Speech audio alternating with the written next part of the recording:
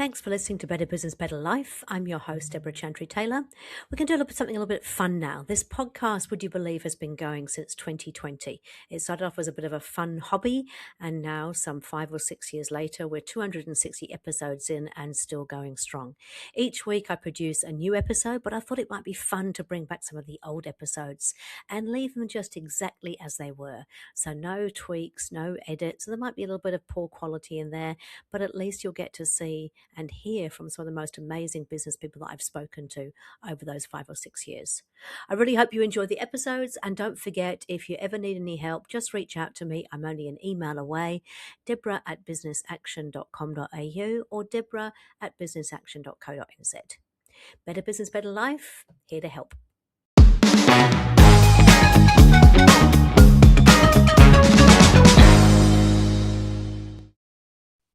So good morning and welcome to another episode of Better Business, Better Life. Today I am joined by Ryan Goodwin, who is the founder and visionary, I guess, for Mode Group, which is a building construction. I don't actually know exactly what it is you do, but it's in the construction industry, right? It is, yes. We're award-winning renovation and new home custom builders in Melbourne, Australia. Much better described than the way I could do it. Okay, cool. So I actually met Ryan through Business Blueprint. He was a speaker at the conference we went to in Fiji, and he talked about his journey in the Mode Group. But what you probably don't know about him is he's actually been an entrepreneur since the age of 14 years old, started off mowing lawns and all the usual stuff that we do as teenagers. And he's actually had the business for about 13 years, but only really stepped back into it about 5 years ago. And I think it's since you stepped back into that business has actually grown quite substantially and changed quite significantly. Is that right, Greg? Yeah, absolutely. Yes. Ryan, sorry. That's okay. That's okay. Yeah, we've been lucky enough to now see a team of about 33 people and turning over about 8.3 million per annum. Yeah, awesome. Okay. Ryan, I'd love you to share a little bit of your story with the listeners just so they can get a sense of, where you've come from, where you've got to, and then perhaps a professional and a personal best as well. Yeah, great. Well, look, you mentioned that I've had the business and I have had the brand for about 13 years now, but and about 5 years ago, I had actually, if I go back about 10 years ago, I'd been in the business for a few, but then decided that along with some other skills I'd learned through coaching, performance management and consulting, that I wanted to try and blend those skills within my industry. And I decided to take on some larger senior national roles. So I was financially reporting on large companies as director of a couple of home improvement brands, and spent about 5 to 6 years, I guess, doing my second apprenticeship, and really learned under some great mentors and got to understand what it was like to be responsible for very large business. We had some 300 to 400 staff members in one of them, financially reporting, growing teams, and understanding the operational value of the skill set, the commercial experience that most business owners don't learn. We learn by accident and through experience. And so learning with other businesses under some great mentors really kind of was amazing for me. But at about 5 years ago is when I realized I left the role of a state level director and sitting on the board of a national brand, that I was a young dad and starting not to see my at that stage, my first daughter, who's now 7, but just not seeing her for a few days at a time, decided I wanted to be a father and not be absent like some can. So at about 5 years ago, I decided to step back into my little brand, my little business. It was just ticking over in the background with a couple of things, really not much happening. And one of the lessons today is really in sharing is about doing what you're passionate about and doing what you love. And so it was always something I was good at and enjoyed, helping people find solutions and delivering value to those homeowners in my space, and my skill set takes me there. So I was able to make that decision, step back into my business about 5 years ago. And I call it a bit of a reset because although we've been around for a very long time, we really were drawing a line in the sand and saying, okay, if I'm going back into this, what does it look like and what does it need to be? And I guess from that stage, I'd already had some commercial experience and lessons and read a ton of books and listened to some great speakers. And I knew that I wanted to try and design the business that would serve myself and my lifestyle. I won't say it's all perfect and done well, but the decision was to leave a really high paying, high responsibility role to step back into something I had no guarantee that was going to work out. But the most important driving factor for me was about creating something that was right for my family. And what drove me was that passion and confidence to know that if I kept turning up, then things would be okay. I touched wood a few times, but here we are 5 years later. We're a multi-award winning builder in the renovation and new custom home space in Melbourne. We have a fantastic showroom and interior designers on staff and a team of some 25 guys on the ground full time and 10 or more people in our office. And really proud moment now to say that we've got a really great family knit unit and business that slowly starting to operate without me. And there's been some successes there.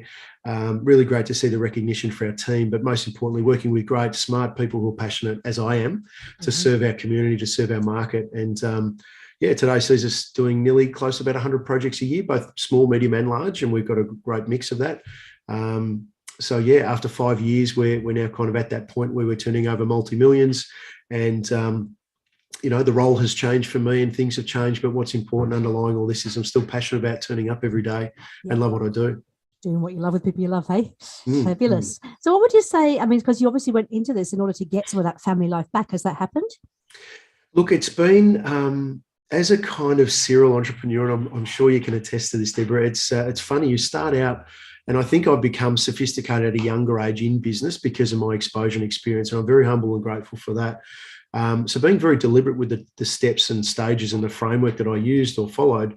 However, I'm also addicted to working hard, like many great business owners, and I love what I do. And so sometimes it's hard to peel yourself away. So I would say that I have gained a lot of those benefits, but I've also created many more targets ahead of me to chase. So I've gone from working hard to get there, getting there and saying, we could do a bit more, we could do it differently, or we could have more. And so I've worked hard again. And so I keep seeing myself probably, every 6 to 12 months, trying to evaluate and consider, sometimes we need to remind ourselves to look back and realize how far we've come. And that's a great reward and something to really recognize. So for me, as I get a little older, I've got to remember I can't keep running a marathon or racing. Maybe I need to slow down and run the marathon is a better analogy. Yeah. But so the short answer is yes, we've seen many benefits. I spent many weeks and months away traveling again with my family, being able to be around and be flexible in my own business, not far from home. But in saying that, I'm a driven individual, so that's seen me challenge ourselves and push ourselves, and which in turn makes you work harder and put your finger in many more pies. So at the moment, I'm going to say I absolutely recognise some of the benefits of the effort and our plans, but also I'm right in the midst and right in the middle of pushing hard and working for that next level again. Sure. But we did actually share when we talked before the podcast, you've been away and spent a number of weeks away in a beautiful place up Magnetic Island, and we're able to kind of go away with the family and still do some work, but have some time with the family as well, right? Yeah, the balance there is really great. In fact, we're back there in a few weeks. And so just about to start a beautiful house, 100 metres from the beach. Actually, my mornings were literally, I wish I could manage it full time, and I might aim for that, but it would mean an early, start like every day, a coffee, the kids and my wife will slowly get up. I'll do 3 to 4 hours work, and by about 10 o'clock, my kids are tugging at me saying, Dad, can we go to the beach or can we go to the park? I close the laptop and off I go. From time to time, I'll open it again, a couple of Zoom meetings a week. But aside from that, while I'm there, it seems to work. And I think it's a good lesson for individuals. We need to put that first, I think, and make it work, not just hope for it, because it won't come. Sure, cool. So your business has grown quite significantly in the past 5 years. So if we go back 5 years ago, how many were in the business then? It was literally myself. I came back into the business and I said, I'm not sure. It's funny, actually. I had a beautiful sports car and a really healthy salary, the typical, executive in a large organization. And I literally said to my wife, I'm not sure how this is going to go. I trust in myself, my abilities and my history and experience, but I'm still being cautious. I'm not sure how this is going to go. I'm just going to get rid of the sports car. I'm going to buy a ute. And I'm going to see how it's going to go as a builder. And so I still have that ute today because one lesson I learned from a mentor many years ago was to drive the cheapest car your ego will allow. And so I'm still driving. It's a pretty nice ute, but I'm still driving it. But it was literally myself and a subcontractor, and we just developed. Within 6 months, I had a few guys with me in a couple of projects. Within probably 9 to 12 months, I had a part-time admin person working next to me in my home office. Mm-hmm. We shared a very big desk. And actually within about a year, we took on a beautiful showroom where we're now based. We've been here nearly 5 years. We house about 15 staff in here and a showroom, and we outgrow it. We've already outgrown it once or twice. So, it was kind of at the time, I guess, a metaphor of taking the plunge or taking a leap of faith, but trusting in myself, I guess, and here we are. Yeah. So tell us a little bit about some of the highs and the lows on that journey. Well, it's been a really interesting kind of few years. I think the first few years at least, and look, we've seen massive growth year on year for 5 years running. In fact, probably broken some records, I would think. Not by accident, not trying to take all the fame. It was more just, I think, me understanding our market and what our consumers want to see. They want to see trust. They want to see a brand. They want to know that their money can be in good hands. They want to know that their journey through a building project is with the right people, character. The authority marketing, kind of put us at the right position. So the growth, I'd have to say, is one of our biggest successes. And it's been year on year, huge growth percentages. The challenges, some would be with the success of growth, bring the challenges of things like, managing people, hiring, recruiting, managing more people. So I'm a great designer, I'm a great builder, I'm good with my hands, but I spend more of my time managing people's problems now, as I'm sure many of your listeners will probably agree that maybe at a management level or a business owner, they're probably faced with the same. You move away a little bit from the things you love, and you need to find a balance in that as well, or put people in place. But look, we've had great success through that, and I'm pleased that in my previous roles, I've had some experience doing that. And so that hasn't been a huge challenge for me, but probably our growth and success through our numbers and returns, happy clients, numbers of projects. We've won quite a few awards year on year, actually. So all those are great. The last couple of years in Melbourne and in our construction industry have been really tough with COVID. So started out with being a huge success with the government incentives and grants. It in fact grew our business, again last year with a few $1 million worth of extra projects supported by government funding to our clients. And so it just we had this floodgate open up and everyone coming in and throwing money at us, and we grew our team again. And it was like, wow, we're riding this wave. This we're going to be great for the next 10 years. And this kind of last 12 months has actually been the opposite. It's been the challenge of material shortages, issues of the COVID kind of rollout. In Australia, we've had large national flooding multiple times, fires multiple times. And so what that did was actually damage things like our material plantations, timber plantations, and it took and burnt down sawmills and certain kind of production facilities. And now this year we're battled with increased material pricing, labour shortages, and the like. So without trying to sound negative, those huge highs have been really massive, and albeit I never assumed would be sustainable for a long period, it's been really great to see everything climb and get bigger for us and see some successes with our team. But yeah, at the moment, probably some of our biggest challenges have been, I guess, not being able to control the market around you, even though, a confident young guy like myself thought I was pulling all the strings and the levers out there. Yeah. Mother Nature or the universe really kind of can take that away from you at the same time. So without sounding negative, it has actually forced me to come back to the drawing board a couple of times and really look at our strategy, our framework, our accountability chart, and, what we want to be, how we need to become, who we need to want to be moving forward. So I think there's positive. I'm not trying to sound negative, but there's definitely some mega challenges and major kind of stressful periods working through that in the last year, especially. Sure. But I think what I'm hearing you say is that because you've got the framework, because you know that you have to go back to the sort of accountability chart, the strategy, see what you're doing, you actually focus on the things that you can control or change, not the things that you can't. Yeah, basically it, and that's said perfectly, and that's probably a point I'll raise throughout today's chat with you, Deborah. It's really has been, I would probably say forced, although I'm not going to say that I'm a victim in that situation. I'm usually I am very strategic, and I've always got a plan A, B, and a C, depending on where things go. And also when you have that dream of how your lifestyle might look, sometimes it's not the model you're operating under, but you need to work towards it. So I've always got a plan B and a C. And I don't want to say force, but it has absolutely brought forward, I should say, maybe that way of thinking more. And I think, I've had I think to be in some way successful, you need to have a healthy ego, right? All business owners need to have the guts to turn up every day, to do the hard work, the dirty work. And mine has been quite healthy for a number of years, but I must admit, many years ago, I realized that it was no longer about that. It wasn't about the numbers and the income and all those sorts of things, which many of your established listeners would also share. But effectively, I've had to rethink, how many people do I need on? How many team do I have to hire and fire and train? And how many clients do I need? Because not all clients want to be a good client. Not all projects run smoothly. How much risk do I want to take on? And if it comes back to lifestyle, how do you get there? And is that just by doing more? And often it's not. Yeah. Interesting. So tell me, what is your role now in the business, would you say? So I am the sole director, effectively CEO of the business. I am the leader in the company. I still play a little bit of a role across different divisions or departments. So I am still seeing some clients and managing a sales flow, inquiry to sales flow. Albeit I used to do it all 100%, and people would only call us looking for Ryan and walk into our showroom asking for Ryan, and everyone was referred to Ryan, which was amazingly flattering until you realize there's no way in hell you can service everyone. And if we're to grow, it has to be not just myself. So I still do see a few. I see some tricky jobs or things that need maybe my authority to be involved in the relationship.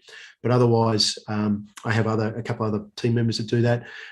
Look, I spend more time these days managing, leading and coaching my team, managing our meetings, our workflow, kind of setting priorities in our business, being the strategic leader in the business as well, overseeing our marketing team and our sales and operational team, and a little bit of the problem solving for our construction team as well when needed. But absolutely, I've tried to train and develop and empower the people, those managers per division, so that they can do more of their work. But I'm active across the board, but it's much more strategic and much more limited. I protect my time a bit better these days, and also really do trust in the people I have around me. So empowering them to do their work and to take responsibility has helped a lot. And how, we talked about doing the things that you love within the business and making sure you're passionate about what you're doing. How do you ensure that you stay within that sweet spot? We call it the unique ability or your God-given talent. What do you do to make sure that you are, in fact, not just you, but all of your team are actually working in that beautiful zone that will get the most value for you? Yeah, look, it's a really good question. I thought you were going to ask, where is my sweet spot? And I think anyone could share that. But I think your question's even better. How do you ensure that you are staying in that sweet spot? Because I don't think everyone would be able to answer that or understand the strategy. It's a very good question. Look, I think not being too far away from everything that's going on. We have quite an open office, and I hear and know everything that's kind of happening. And with that, I'm absolutely not a micromanager, and I say that proudly to my team, but I'm really not too far away from a problem if there is one. I care enough for my people to understand where their strengths and weaknesses are, so that developing them. It's also a passion of mine. I've become a performance coach and NLP practitioner, a few other consultancy type training and lessons I've learned over the years. So I think for me, language and management, leadership, those sorts of things are a little more natural. So I think it's also an enjoyable part of what I do, is be able to step in and help and reward and champion and empower other people. So that's one thing that I think I do well, and I manage that by just kind of keeping my finger on the pulse in the office and with the energy levels of individuals and teams. I am probably still remain in a little bit of that reserve sales area. So I guess, without saying I'm the face of the business anymore, our brand really stands for itself, but a lot of the marketing material and collateral we do is still with me, so that people think they're close enough to me. But I think it's strategic because they're seeing my videos. I get often people in our showroom I've never met, and I say hi as I walk through. I say, "Oh, hi, Ryan, I watched all your videos." And it's really, I'm very humble, and it's really cute. But also kind of means the strategy is working, where I can be in the right position, albeit a recording or some information that we've built for someone. So I think really it's about managing my time, managing my diary and exposure, making sure I'm available enough to the teams and the leaders that need it, which I hope will give me just enough time to make sure I'm still saying and sitting in those positions which I love, which is dealing with some clients, dealing at strategy level. I'm a commercial thinker, so I really enjoy business. It's not all hard and ugly for me. I'm a great technician, but I've also enjoyed the journey and learning.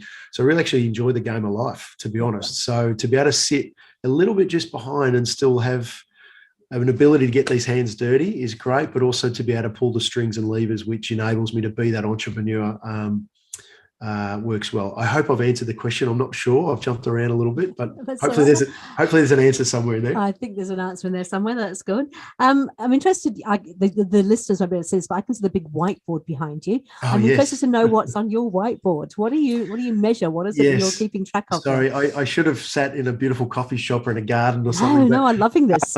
These are it's a really visual tool, and I've actually had them in many of the businesses I've run, typically mainly just for myself. This isn't for anyone else, but I do feel my team come in and they all list and look, and so effectively from one side of the board, I've got one project manager's projects.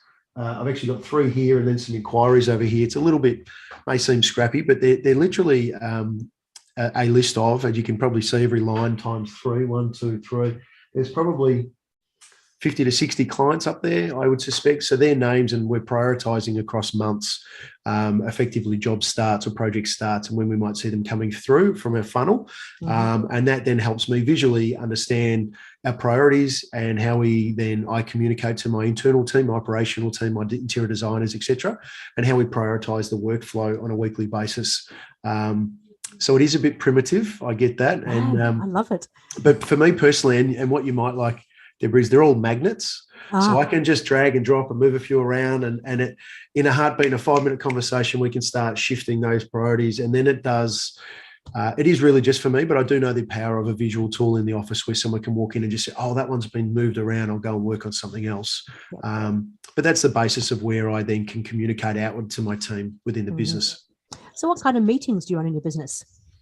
Always a level 10, Deborah. That's the right answer. No, we have our leadership meeting once a week. And then what I've really loved seeing, we've been implementing EOS for, I'd say 9 months, maybe not quite 12 months, but something like that. And have been now seeing, and I really love it, to actually sit in on one of my department meetings. It could be operations for our workflow and designers and internal staff. It could be construction, etc.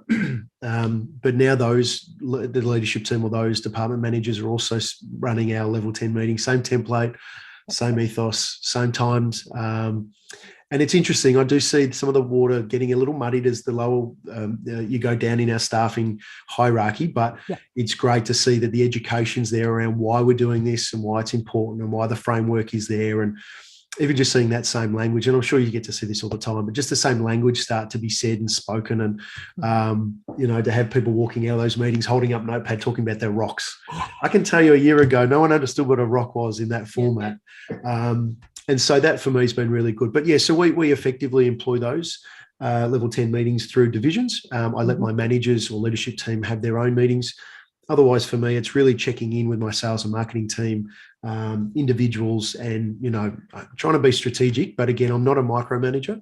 So there's plenty of meetings in my week, that's for sure, probably too many. But a lot of it now is oversight. A lot of it's strategy. A lot of it's quick decisions. A lot of it's, okay, I trust you understand what I mean. You'll go off and do it. Or you make a start and show me next week. Often I'm very regular saying progress over perfection. So I'm very big on helping people get and build momentum. And often momentum builds traction itself. And that's more important than slowing down and aiming for perfection. And it's a trap we can all kind of fall into, I think, particularly when we're driven and motivated as we are. We're looking for it to be perfect. I've had to let go of that. I think I was quite guilty. Well, I think we'd all be quite guilty of that for many years, but even probably recently, probably up to a couple of years ago, and I was so aware or self-aware that how many things were hinged off my ability to be available, or my timing, or my next meeting. And I could just see things slowing down around me because it was all on my desk waiting for Ryan's okay, or waiting for... and so quite deliberately for a period, I just said, you know what, these people are here for a reason. I love them. I trust them. They're my family. They're my staff and my leaders. And so more often than not now, I just say, go and do it. And to trust again that they know what they're doing, and we can tweak things later, or if it's really critical, they'll always wait on me. But at the same time, it's really about getting out of the way of others to allow them to succeed in their own right. We talk about letting go, and it is really important. But I think once you've got the right structure and you've got the accountability chart and know what people are accountable for, it just makes it a wee bit easier as well to actually go, okay, it does. We'll let you get on with that. Interesting. Just talking about level 10 meetings. I mean, a lot of people kind of go, how can you possibly have the same agenda for a leadership team meeting as you can for a department meeting or even a sub-department meeting? And I'm always fascinated because I go, just give it a try, see how it goes. And they go, oh, actually, it works. And then they start using IDSing in their family meetings as well, which is always kind of fun. But I haven't taken it home yet, Deborah. I'm not sure how that'll go at the dinner table. But there's a really great EOS family planning tool, but I won't give you that just yet. It'll be interesting. So tell me, in terms of the department meetings, it would have been interesting for them to suddenly have this structure, which probably wasn't there before. How has that been accepted, and how does it translate it? Absolutely. And if I use the example of maybe my construction team, and not to call them the lowest common denominator, but often you find tradespeople and who become supervisors, become a project manager, and they work their way up, but never have they been taught commercially, a lot of things outside of their skill set. So I think it's a great example to use. But my guys and the people who would sit in that meeting, it's not everyone, it's just the project managers, supervisors. Yep. I think the first thing to go back a step, having a leadership team that took the time to read traction or listen to videos or content and slowly understand, ask questions, to give them the respect and time to develop things together and kind of not embed it, because I don't think we're perfect even now, but to allow it to be unpacked or slowly embedded into a leadership team. It then meant it was a very casual and easy conversation, great, the same language back into their meetings. And so we also supported that department leader by myself and my implementer also in the meeting for the first few to say, okay, guys, this is what we do and this is what it means and here's an explanation. And so we kind of took it lightly, I guess, a couple of meetings and unpacked it with them and then helped them set some rocks. And then, the next couple of weeks realised that their to-do list had to be done and there were consequences if they weren't. And so, not force it down their throat, but really just help maintain structure around what that looked like and what the benefits were. And to be honest, within a few weeks, it wasn't really even a confusing process. It wasn't challenged. It was just, that's what we did. And, I think the little things like the guys giving the meeting a rating at the end of it, they all got a buzz and a kick out of it. And there was always a joke, because if someone joke wasn't funny enough, then the rating went down. Or there was a little bit of context that actually helped also be a part of, and a little laugh and a giggle that also got to kind of be a part of that meeting and the framework that we were trying to implement. So, look, it's been, to answer your point, they've been taken on really good. What's been interesting for us now, we're kind of, say 90, not 90 days, but about 90 days, probably more. 9 months, I should say, into it with ours, but then maybe 90 days into theirs, is seeing what happens after a 30-day rock or a 90-day goal is actually achieved. And often for us, we're still in a creating phase. So we're creating better systems, we're creating better processes, we're creating tools, or working on mini projects that are going to better what we do and how we deliver service. And so it's nice to achieve that. And what I've learned through watching others, I've been really grateful to see my department managers pick up on this. It's okay, guys, we've got that 90-day goal ticked off, but what's the next one? And they're setting these same rocks or similar for the next 90 days, but they've kind of said, hang on a moment, we've just created this cool tool and a process last 90 days. Well, what do we do now? So part of our next 90-day rocks will also be in more of the implementation, or it might be more of a review process, or we're going to roll it out and then check on it. And then by the end of this 90 days, we're going to have that created, documented, tested, reviewed, feedback, and maybe rejigged or created. So what I appreciate with that is it isn't just the meeting and having them think about goals and more so about the business and departments, but it's actually changing how they think about, okay, cool, well, that was a benefit for us to think about, talk about, and document, but now what? How do we actually roll it out? How do we see the value in it? How do we pick up the efficiency or get the, saving of time or money, whatever it may be, which was the whole intent and purpose of doing it in the first place. So it's changing their thinking, isn't it? They're becoming more strategic in terms of their thinking. And we're seeing it's like stage one was thinking about what a rock and can we make the deadline? Pretty basic. Can we get across the line? Can we cram? But stage or level two or stage two of the reward here for all of us is the thinking of, okay, well, we've got that done, but now how is it implemented and how can it benefit us, and how can we enforce our teams to make sure they use it, or, how do we communicate better around it? So, and I think it's a perpetual thing, Deborah, to be honest. At some point, some of those gifts will keep giving for many months and many years in the future. So, yeah, pretty great. Lovely. Cool. Hey, what's been the biggest challenge that you've had, do you think, in your business in the last 5 years? Apart from jib shortages. Have you got jib shortages over there as well? Have we got? Yeah, we do. Oh, we've got all. We've got a bit of everything. It depends which month it is. I'll give you a different answer.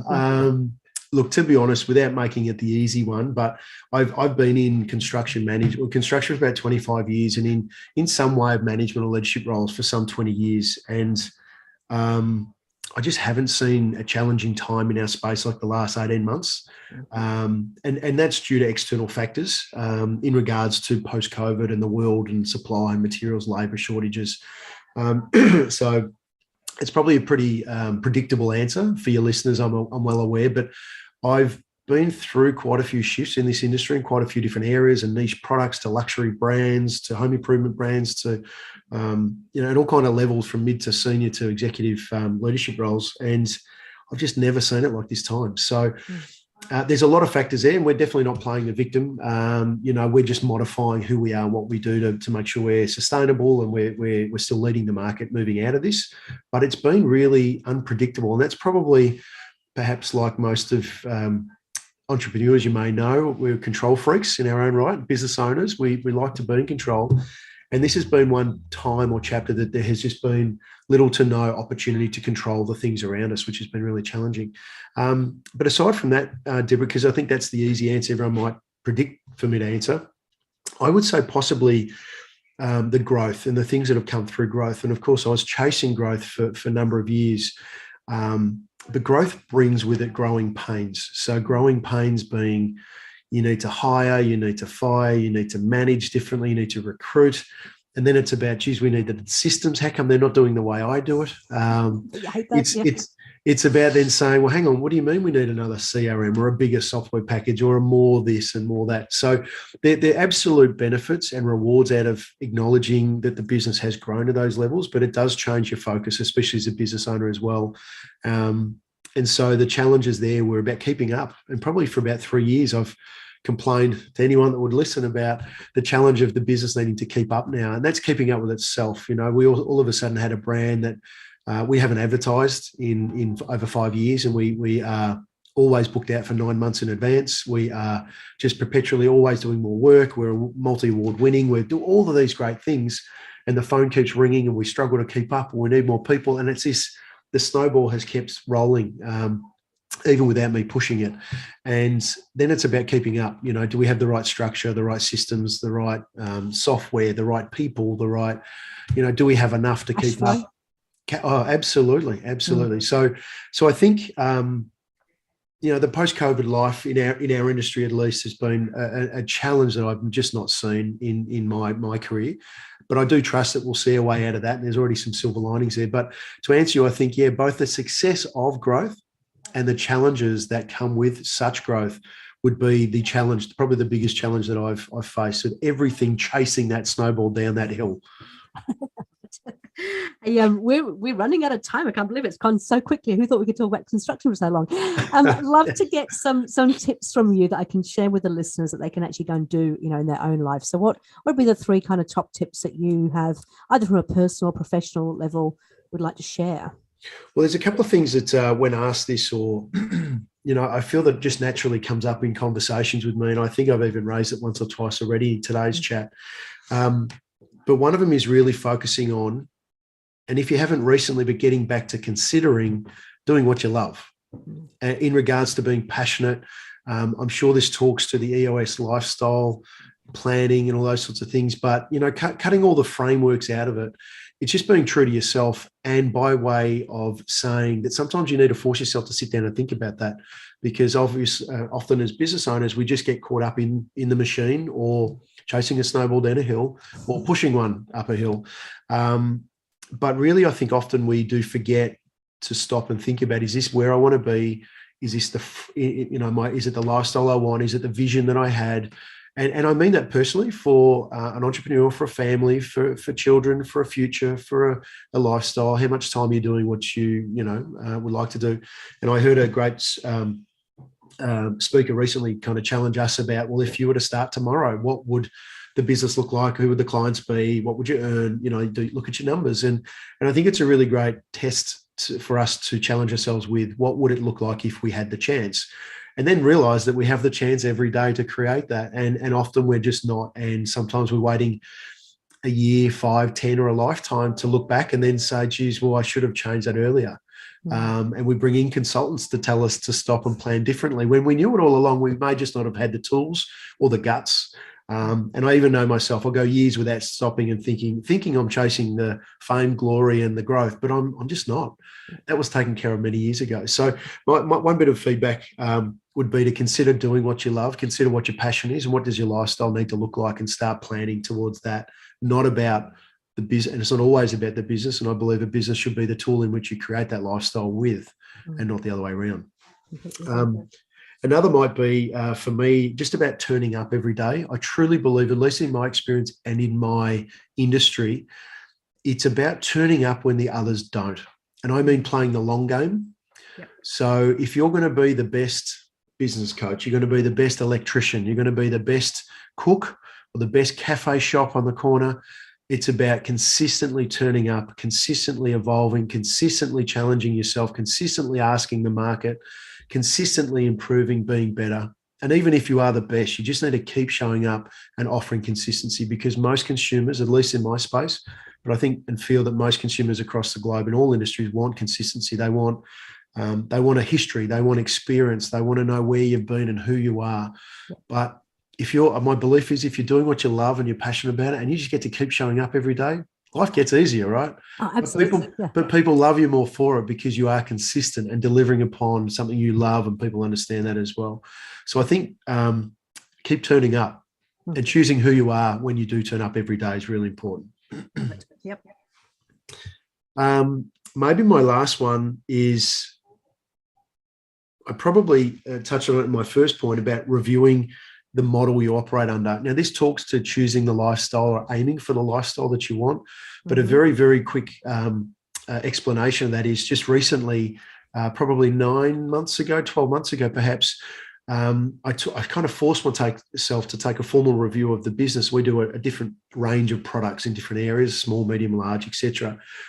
And just really realized that the ego in which I was displaying at the time, that of which would say we can do anything better than most. I'm someone who likes to please people and my clients, so I'd rarely say no. And so all of a sudden I was catching myself out with a much greater risk doing a certain range of products or building certain type of projects for people. We had dozens of them a year we're doing. And really they just weren't performing for us. I'm more inclined to say we weren't performing well enough to make a good return from those projects. And so all of a sudden I realized that I was employing perhaps 30% of my team, 30% of our energy, a high level of risk for these certain types of projects, because we just weren't doing it well enough. We weren't quite on time. Our quality just wasn't quite there. And what it all boiled down to is that I needed to start saying no more often. I needed to focus on what we were good at. Now, between you and I, I'm really good at all of them, but I'm not a know-all. As a team, we weren't delivering in some areas. And the reality was that we didn't need to do that. We needed to choose and review, was it because we loved doing it? And if so, we'd put more energy in team and we'd get better. Or was it just because I needed to start saying no to some people? And in fact, maybe we shouldn't be everything to everyone. And so I guess my third and last one is about reviewing where you're at, identifying what you're good at, what's more profitable for you. So for me, it was identifying that I was sitting in that part of the market and employing maybe 30% of my team for no return. And with greater risk. So it forced me to realize what we wanted to do, what we were well known for, what we were great at, what brought us better returns, what allowed me to sleep well at night, what allowed me to know that we're going to deliver more quality, more regular to more people. And so that allowed me to get out of trying to driving a lane that we weren't as comfortable in, which brings me back to the first point, doing more of what you love to be rewarded by. And it's the hedgehog concept from Jim Collins in terms of, you're never going to die of starvation. There's so many opportunities out there, but the clearer you can get about what you love and what you're the best in the world at, the easier life becomes. Yeah. Yes, 100%. And so that was a forced, I wouldn't say structural change, but we've already stopped taking on a certain type of project that we're doing a dozen of a year, multi-million-dollar turnover just in that area. And already we're starting to see a trend and a shift. Our risk is lowered. We've still got a few on the books we're wrapping up, but that's deliberate. And for me to share with your listeners why that's important is because we sometimes get caught out just doing things because people turn up or the phone rings or you think that, yes, I should take that on because it's more revenue.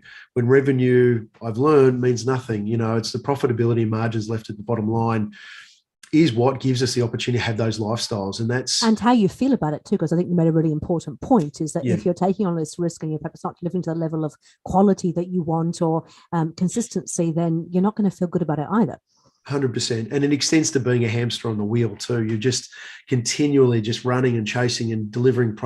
And if you can lower that and still make the same or have a better outcome or balance, then that was something I wouldn't say I was unaware of it. I was just watching it for a while and kept seeing it, and I knew it. But it was really about, and maybe it was a COVID situation and some challenges in our industry, but it really forced me to sit down and say, you know what? It kills me to say that we're not doing this really well enough, but also made me face that whole ego discussion of, well, who are we doing this for? And do we need to do this at all? And so we've just taken the last kind of 9 to 12 months, and we're just shifting. We're just turning in a big boat. We're just swinging around a couple of degrees at a time, and we're just doing more of what we're great at, more of what supports and sustains us. And more of what we love. So, and to be honest, it's also minimizing my risk, meaning if I'm going to do 100 projects a year or, build the projects that we do, then we want to know that there's, both myself and my clients have the best and most certainty around what we're delivering, and we're giving them the best outcome. So that's been a huge shift for me. So to boil that all the way down to a little bullet point there would be stopping, looking back, seeing what's working within your business, planning ahead, making sure that's part of your planning. Don't just be a hamster on the wheel and keep turning up and saying yes to everyone, because I feel that that's where burnout can be found. That's where, stress and risk and loss and issues at home and all sorts of stuff can come from that level of, productivity that doesn't give you the return, that energy that we expel that may not support us. So for me, that's been a big shift. It's a big shift in my industry. It's a 12-month turning. We're over halfway there, and I can see the silver lining again. It's going to put us in a much better position post-COVID as well. So I'm quite grateful. Because it's the opportunity cost. If you're doing that sort of work that isn't the work that makes your heart sing, that you can really deliver the best possible value on, then you're actually taking up time that could be used for things that you are much, much better at. Yeah, you're 100% right. And dispelling that energy in areas that don't support or sustain you, the business or the team, it's okay for a little bit. And I know as your listeners and business owners will, we see it every day, the unproductive time or hours spent, but there's nothing better than, having your team do things that you love for happy clients and also being well rewarded for it. And for me, we've just become a popular brand. I wouldn't call it an overnight success. We've worked very hard, but we literally can't keep up with the inquiry anymore. We don't advertise, which is all great. And so it's kind of forced me also to be selective. We cannot anymore even contemplate supporting everyone and working with everyone. So it's really, forced me to consider, especially through a challenging time in the industry, what we're good at and where we should be heading. Yep, fantastic. Hey, look, congratulations on where you've got to. It is just phenomenal to see. I look forward to seeing the growth over the next few years as well, and seeing you spend time with your family and do the things that you get to love outside of work. Thank you for sharing with us today. It's been really, really helpful to hear your perspective on things. And I look forward to catching up with you in person when we get together in Sydney. Yes, looking forward to it. Thanks so much for having me on, Deborah. Really quite honoured to be offered the opportunity, and love what you do. And hopefully today has been okay for your listeners. But thanks again for having me. Now, but one last thing before we go. If people want to get in contact with you, how would they get in contact with you? Yeah, great. So Mode, MODE group.com.au. We're based in Melbourne. We do a bit of work around the place, but that's probably the best place to find me. See some of my videos and some information about our beautiful work and our great team. And if you're in Melbourne or need a good builder or some advice in Australia or anywhere, love to help, reach out. Thank you. Thanks, Ryan. It's been really, really amazing. Really appreciate your time. Thanks for having me again. Thank you.